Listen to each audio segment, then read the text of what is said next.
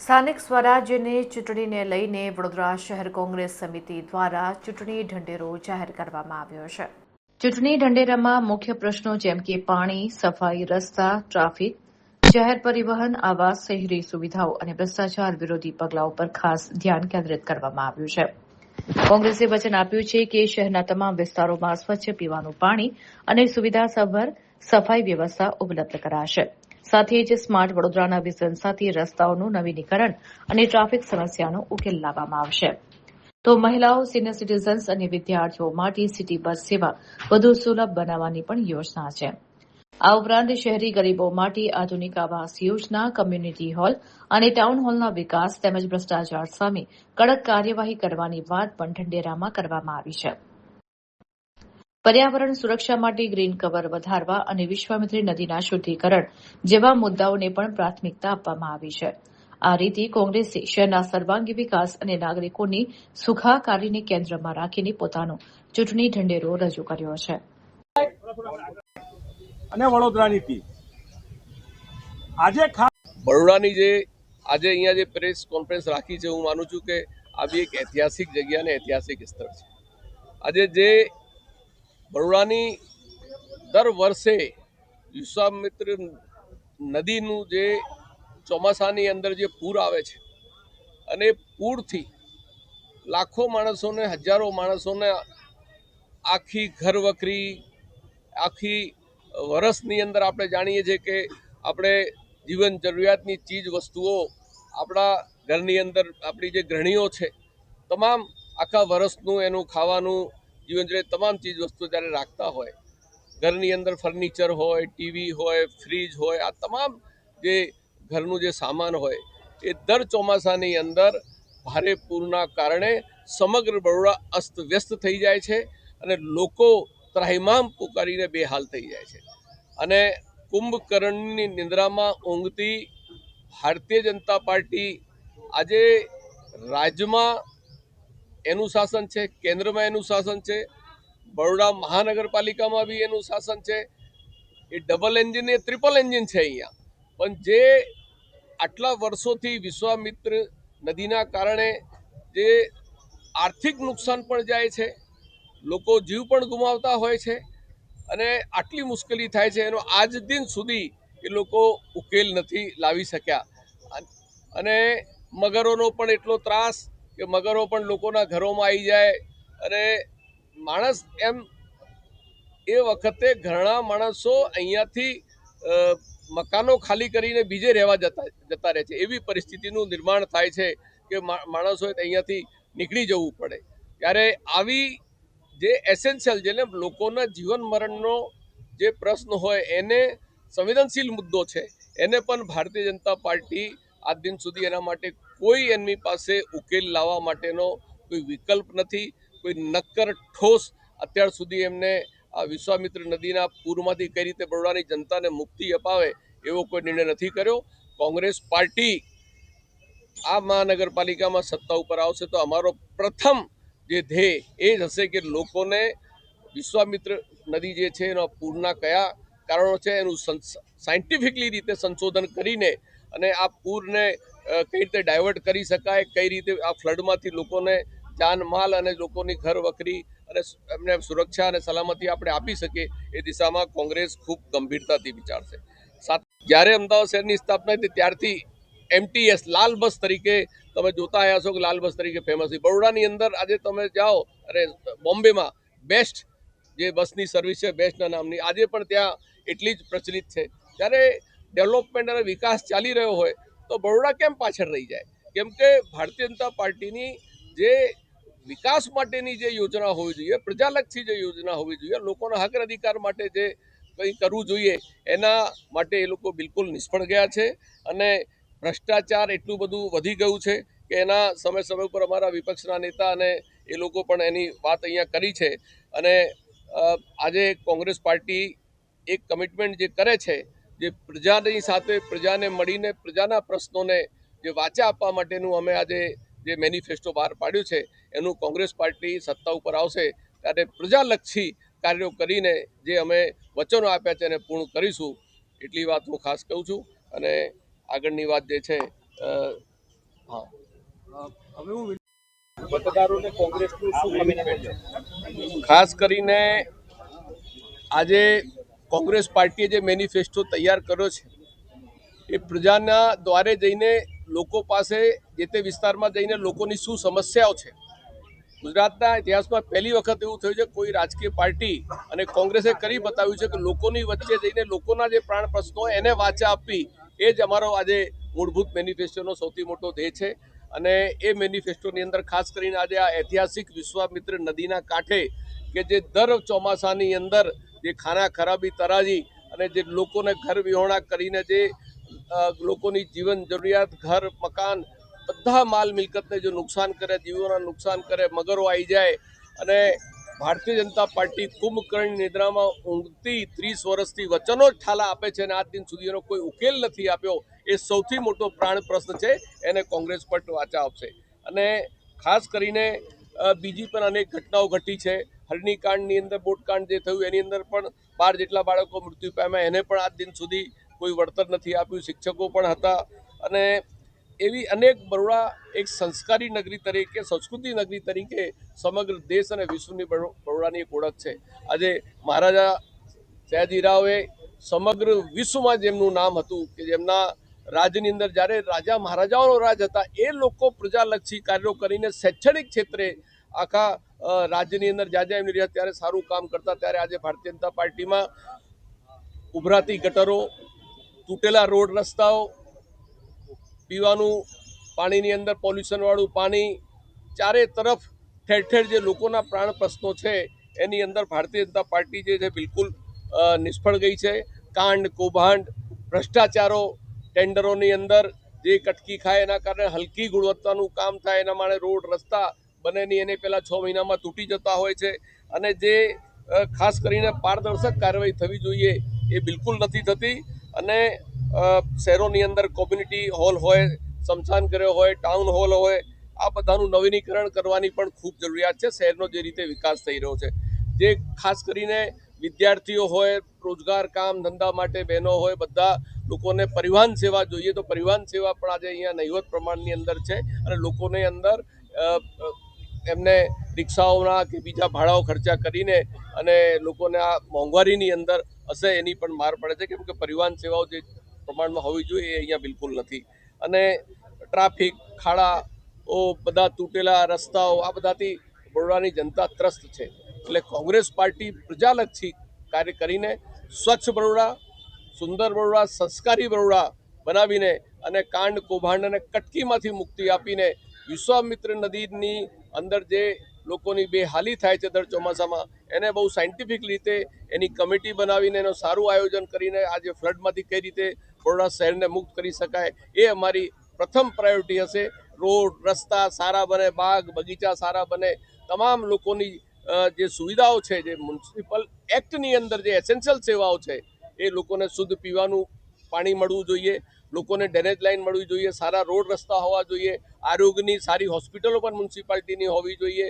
આ તમામ બાબતો છે. શૈક્ષણિક સંસ્થાઓ પણ મ્યુનિસિપાલિટીઓની હોવી જોઈએ. આ તમામ બાબતોમાં ભારતીય જનતા પાર્ટી 30 વર્ષમાં બિલકુલ નિષ્ફળ ગઈ છે.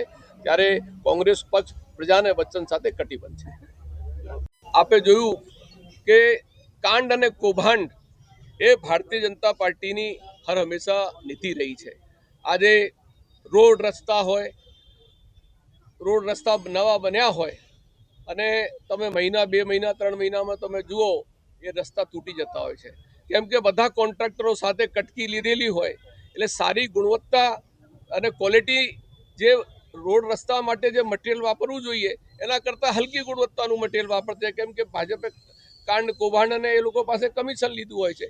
એટલે ચોમાસાની અંદર 1 ઇંચ પણ વરસાદ પડે તો પાણી ઘૂંટણ સુધી ભરાઈ જાય અને રોડ રસ્તા તો આમ ઉબડ ખાબડ ઉભરાતી ગટરો, રોડ રસ્તા, અને એનાથી જનતા ત્રાહિમામ થઈ ગઈ છે. અને સુરક્ષા અને સલામતી માટે આજે આપણે લોકો પાસે આટલા ટેક્સના નાણાંઓ લઈએ છીએ. ભારતીય જનતા પાર્ટી પોતાના ઉત્સવો માટે, પ્રચાર પ્રસાર માટે હજારો કરોડ રૂપિયાનો ખર્ચ કરે છે, પણ લોકોની જાનમાલ અને લોકોની સુરક્ષા માટે કંઈ નથી કરતી. આજે જે બરોડાની અંદર થોડાક સમય પહેલાં એટલે હરણીકાંડ બોટકાંડ જે થયું એની અંદર 12 જેટલા બાળકો મૃત્યુ પામ્યા, શિક્ષકો મૃત્યુ પામ્યા. આજ દિન સુધી આ સરકાર એમને ન્યાય આપી શકી નથી. આટલી માનવ સર્જિત આ હત્યાકાંડ છે કે જેની અંદર 12 જેવા બાળકો, નિર્દોષ બાળકોનો જીવ ગયો છે, શિક્ષકોનો જીવ ગયો છે. તમે કોઈ પણ વસ્તુ લોકોની સુરક્ષા અને સલામતી માટે રાજકોટની અંદર પણ તમે ગેમિંગ ઝોનની અંદર જોયું તે રીતે કાંડ થયું. બીજે પણ આવા અનેક બનાવો બનતા હોય છે. બ્રિજ તૂટી જતા હોય છે. અમારા અમદાવાદ શહેરની અંદર આખા દેશના ઇતિહાસમાં પહેલી વખત એવી ઘટના ઘટી હોય કે જે 50 કરોડના ખર્ચે બ્રિજ તૈયાર થયો અને 3 વર્ષની અંદર બ્રિજને તોડી પાડવો પડ્યો હોય. એટલે તમામ રાજ્યમાં કાંડ અને કૌભાંડોથી આ સરકાર જે છે એ ચાલી રહી છે.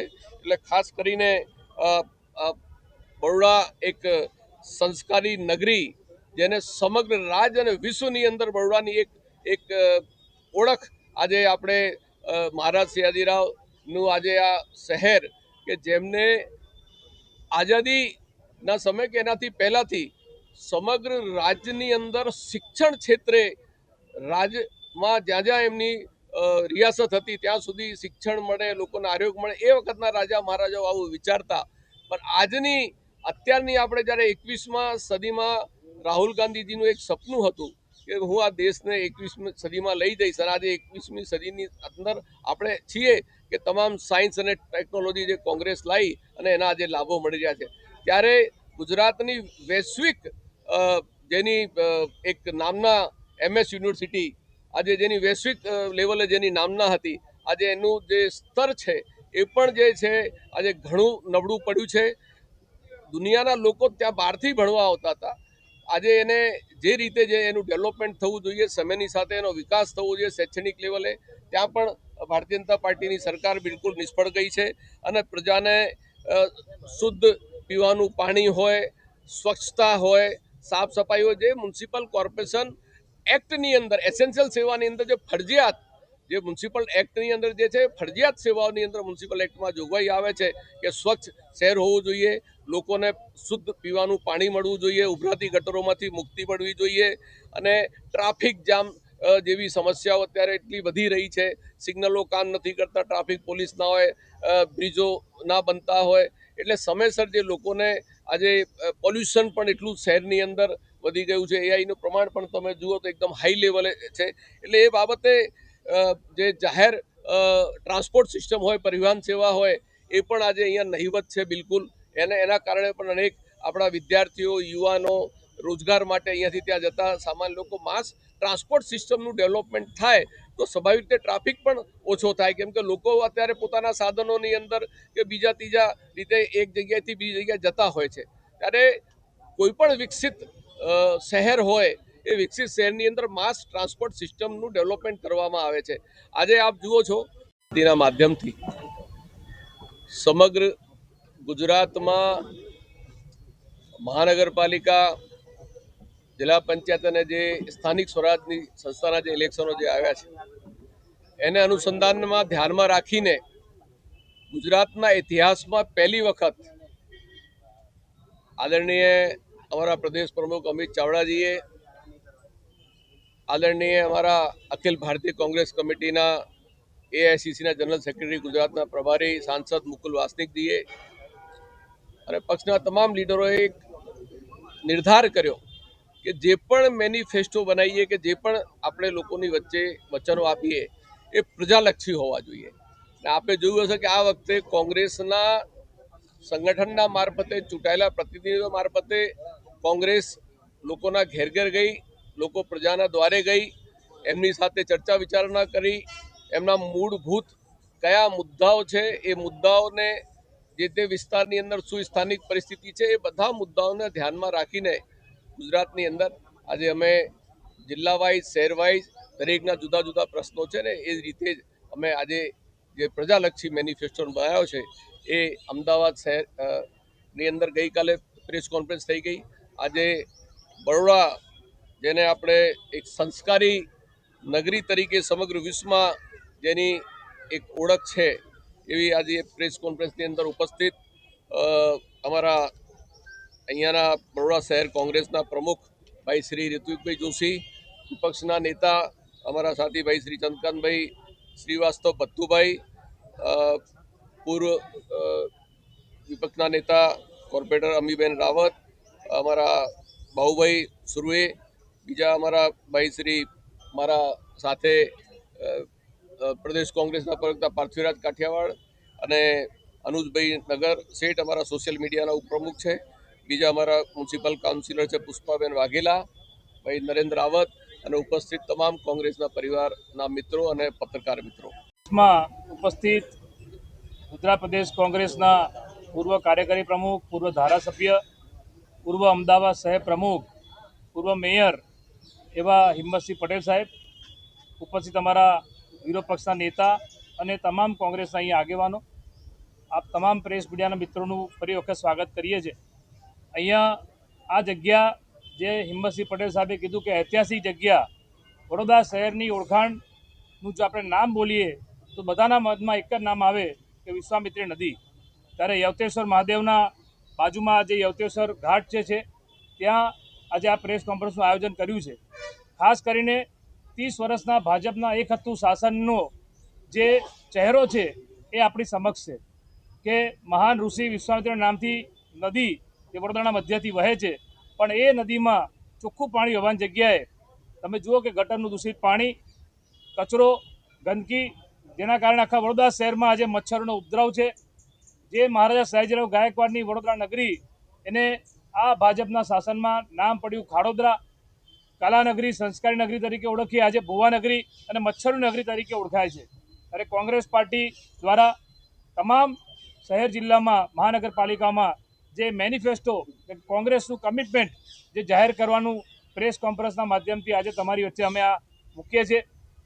વડોદરા શહેર કોંગ્રેસ પાર્ટી તમામ નગરજનોને આપણા માધ્યમથી અમે વિશ્વાસ અપાવીએ છીએ અને વચન આપીએ છીએ કે મહારાજા સયાજીરાવ ગાયકવાડનું વડોદરા શહેર અમારે પાછું લાવવાનું છે. અમે કમિટમેન્ટ આપીએ છીએ કે સર સયાજીરાવ ગાયકવાડનું વડોદરા પાછું લાવીશું. 2 ટાઈમ પીવાનું ચોખ્ખું પાણી આપીશું, સારા રોડ રસ્તા આપીશું, ડ્રેનેજની સુવિધા આપીશું અને આ ભ્રષ્ટાચારી શાસકોના પાપે જે દર વર્ષે આ વિશ્વામિત્રી નદીમાં જે પાણી આવે અને એ પાણી વિશ્વામિત્રી નદીમાં જે ગેરકાયદેસર બાંધકામ કર્યા છે જેના કારણે લોકોના ઘરોમાં પાણી આવે છે, ત્યારે એ તમામ ગેરકાયદેસર બાંધકામો પણ અમે હટાવીશું અને જે લોકોના ઘરોમાં પાણી આવે એ બધી ફરિયાદો પણ અમે દૂર કરીશું. કારણ કે આપણે જોયું કે આ ભ્રષ્ટ શાસકોના પાપે 3-3, 4-4 દિવસ આ વડોદરાના નગરજનો, માતાઓ, બહેનો, વડીલો, નાના બાળકો ભૂખ્યા તરસ્યા રહ્યા હતા. આજે પણ વડોદરાના નગરજનોને દિવસો યાદ છે. ત્યારે ભાજપના કોર્પોરેટરો, ભાજપના નેતાઓ પોતાના ઘરમાં બેઠા હતા અને પ્રજાને ભગવાન ભરોસે મૂકી દીધા હતા. ત્યારે આ વડોદરા શહેર જે છેલ્લા 30 વર્ષના એક હતું શાસનમાં જે આ શહેરની દુર્દશા કરી છે, ત્યારે અમે સંકલ્પ લઈએ છીએ, કમિટમેન્ટ આપીએ છીએ કે મહારાજા સયાજીરાવ ગાયકવાડનું વડોદરા પાછું લાવીશું. જે લોકો ટેક્સ ભરે છે, વેરો ભરે છે, એને વેરાનું વળતર મળશે, પાયાની સુવિધા મળશે, એ અમે આજે કમિટમેન્ટ આપીએ છીએ. પ્રેસ કોન્ફરન્સની અંદર આ વિશ્વામિત્રી નદીની પણ ગરનાળું છે એ તમે નરી આંખે જોઈ શકો છો. એ પ્રેસ કોન્ફરન્સ કરવા માટે અમારા અમદાવાદના પૂર્વ મેયર ઘણા હોદ્દા છે એમની પાસે, હિંમતસિંહભાઈ, અમારા ઋતિકભાઈ પ્રમુખ, અમારા રાવતભાઈ, બધા જે અમારા આગેવાનો છે તે. હું 31 વર્ષથી સાંભળતો આવ્યો છું એમના શાસનમાં કે જ્યારે શાસન આવ્યું ત્યારે એવું કહેતા હતા કે અમે કંઈ નહીં આપીએ પણ અમૃત જળ આપીશું, એની જગ્યાએ વડોદરા શહેરને ગંદુ જળ આપ્યું. આ વિશ્વામિત્રી નદીની અંદર મેં જ્યારે 31 વર્ષ પહેલાં એ લોકો જ્યારે નકશો બનાવ્યો ત્યારે અંદર ગાર્ડન બતાડ્યું, સાયકલ ચલાવી રહ્યા છે, રિક્ષા ચાલી રહી છે, એકદમ માછલીઓ તરી રહી છે, એવા શુદ્ધ નકશા બનાવ્યા હતા. આજે તમે ચોથી જાગી છો, તમે જોઈ શકો છો કે શું હાલત કરી છે.